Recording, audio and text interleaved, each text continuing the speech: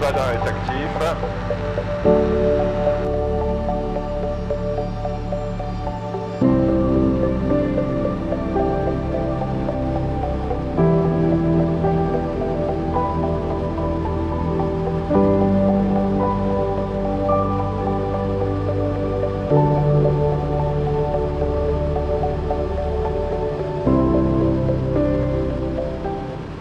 Bonjour les gens, bienvenue sur cette ULM Super Guépard 912S.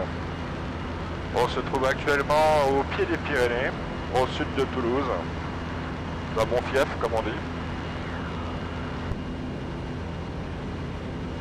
Alors, je ne sais pas si vous le voyez, mais vous pouvez apercevoir un peu de neige sur les Pyrénées actuellement. Alors il y en a plus beaucoup et c'est relativement haut.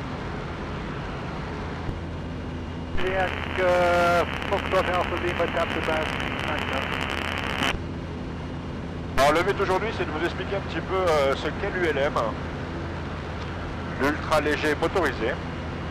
Vous démontrer que la différence avec ce qu'on appelle l'aviation générale est très faible, il n'y a pas grand chose, hein. Surtout à l'heure d'aujourd'hui, il y a des nouvelles technologies.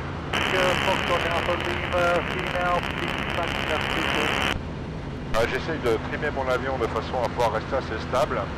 Là ça pompe énormément, ça veut dire que j'ai des ascendants qui me font grimper alors que c'est pas ce que je veux. Rien d'anormal.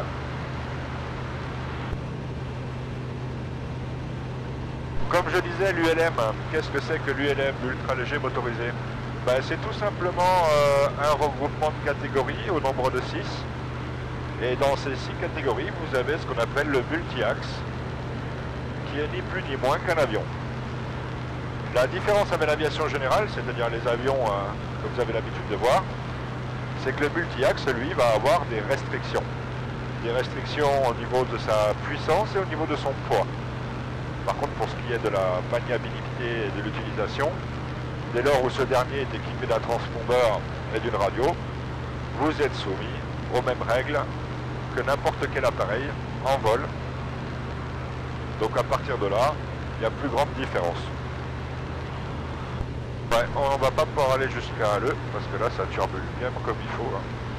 Bon bref, donc pour dire que l'ULM est né entre guillemets de personnes qui souhaitaient simplifier les choses, hein, puisque dans l'aviation générale, c'est assez complexe, tant sur la formation des pilotes que sur les machines en elles-mêmes. Moi, personnellement, je suis issu d'un PPL, donc une licence privée d'avion, non professionnelle. Et je suis venu à l'ULM tout simplement parce que cela permettait de faciliter un petit peu les choses, d'être beaucoup moins, comment dirais-je, beaucoup moins sollicité pour le côté réglementaire, hein, que ce soit la visite médicale, que ce soit les heures à faire, que ce soit... il y a tout un tas de choses qui viennent argumenter ces décisions-là. On a avant le sud là, waouh.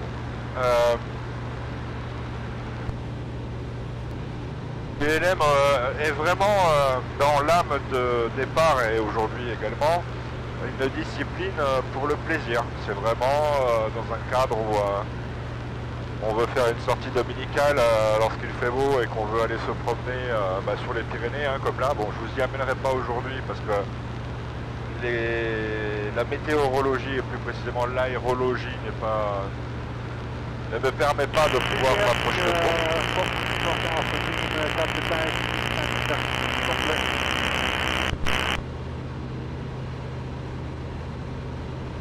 Donc aujourd'hui on va rester sur les abords, hein, là où je vis, permettre de regarder un petit peu, de faire le funèbre.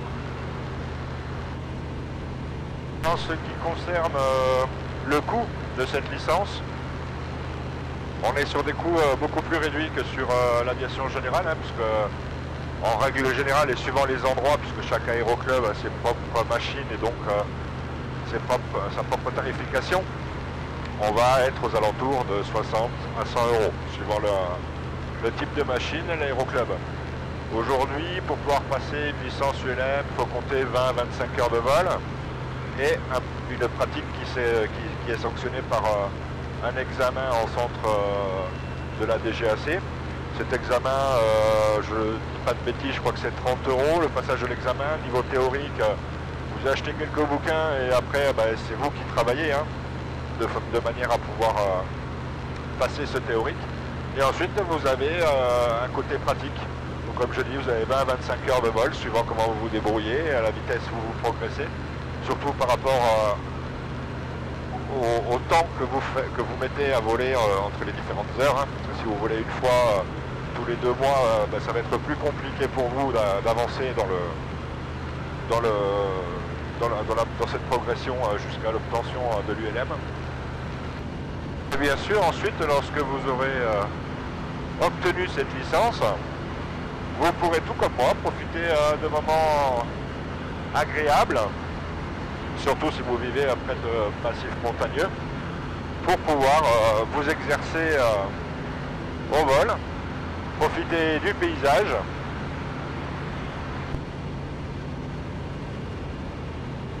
Et ça n'a pas de prix. Ah si, ça a un prix, mais qui reste quand même beaucoup moindre que le PPL par exemple, et qui vous permet de pouvoir en profiter sans vous ruiner.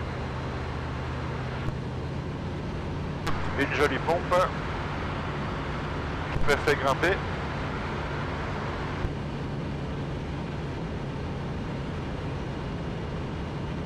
Alors comme je vous disais, l'ULM hein, c'est aussi la différence avec ce qu'on appelle vulgairement un avion. On va avoir une différence en termes de puissance et de poids.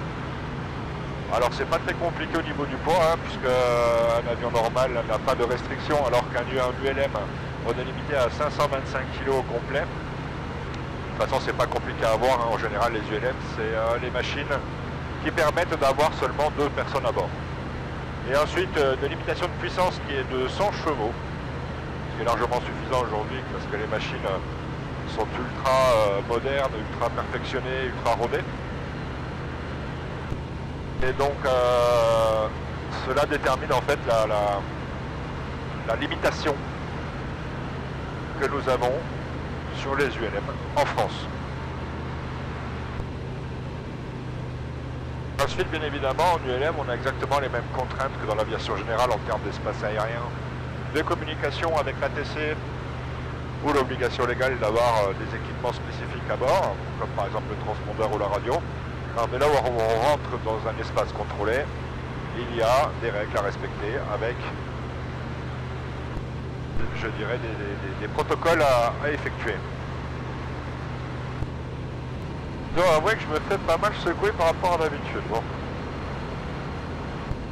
Ça fait partie du jeu. Donc dans un ULM, qu'est-ce qu'on retrouve? La clé de contact, les 2 magnétos.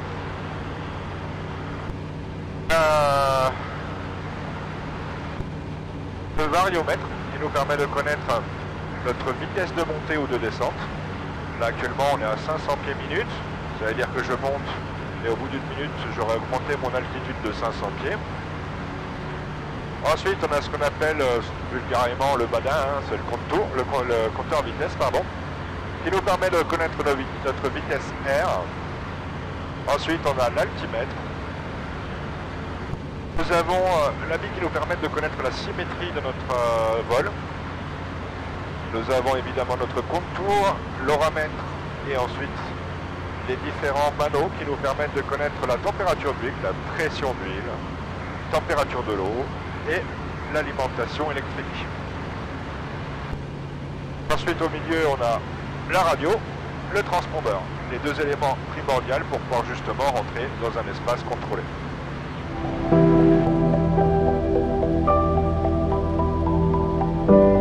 Fox Kilo Bravo, final 09 s'il te plaît.